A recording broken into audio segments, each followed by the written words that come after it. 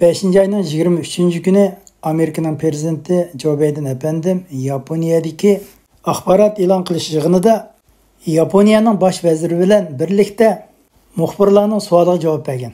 Muxbirlarning savoliga aniq qilib javob berganda Joe Biden efendim mundaq degan: Amerika armiyasi Tayvan ishlariga cho'qim aralashadi.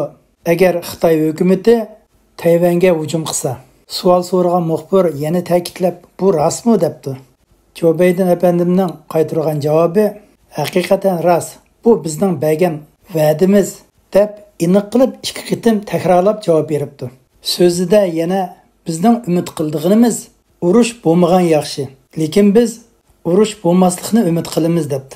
Joe Biden efendim agar Xitoy hukumati Tayvanga hujum qilsa, Amerika armiyasi qurolliq Xitoyga qarshi hujumga o'tadi degan mazmundagi so'zni 3 qitim deb o'tgan ekan. Joe Biden efendim bu qitim Yaponiyada muxbirlarga bergan so'zi oldingi qitimki 2 qitim Tayvan to'g'riliq degan so'ziga faqat o'xshamaydi ekan. Oldingi qitimki Tayvanni biz cho'qim qo'g'daymiz degan mazmundagi so'zlar Amerika davlat ishida muxbirlarning savoliga bergan javob ekan. Bu qitim Yaponiyada Tayvan to'g'riliq muxbirlarga bergan javobi bo'lsa, haqiqiy xalqaro sahnasida so'zlagan javobi deb qaraldi ekan. Hamda rasmiy shaklda xalqaroga butun dunyoga qaratib deyilgan so'z bo'lib hisoblanadi ekan.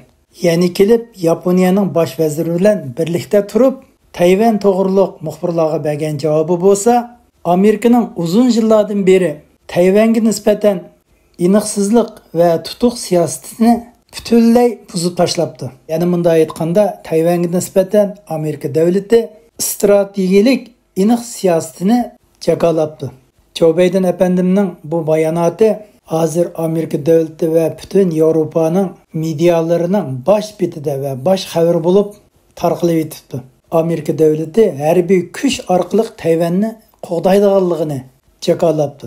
Xitoy hukumatining tashqi ishlar koni bo'lgan bayonotchisi Wang Wenbin darhol bu dunyoni zilzilaga keltirayotgan Joe Biden efendimning muxbirlarga bergan javobiga qarata Amerika hukumati Jungo davlatining ichki ishlariga aralashganlik, bu Jungo davlatining eglik huquqiga va zamin butunligiga aralashganlik, biz qattiq norozilik bildiramiz deb bayonot e'lon qildi.